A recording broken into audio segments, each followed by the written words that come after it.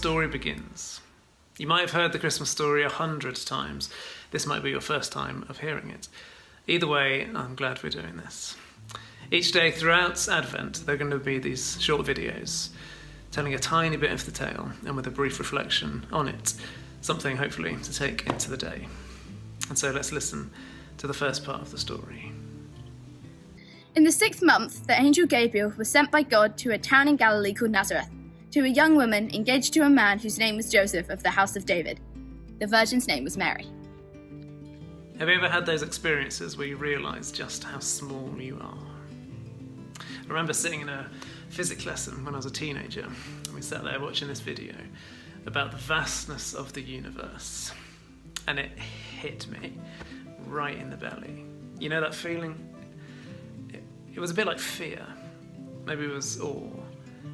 Anyway, I've realised how small I was. And that's where our story begins. A messenger from God comes to initiate this, the greatest, grandest tale of all time, with this small young woman. Probably the same sort of age that I was, sat in a physics classroom with the blinds down, realising my place in the world. Turns out she was amazing, and we'll hear some more about her as the month goes on.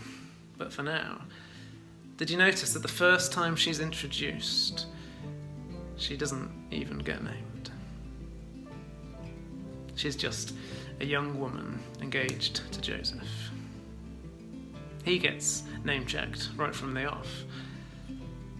Now that says a little about the time and the place that this was written. And sadly the world is still wildly swung towards the men.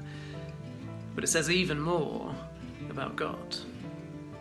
That in the oppressive society of that time and place, it was with a powerless, little known, barely noticed, barely named, small young woman that this all begins.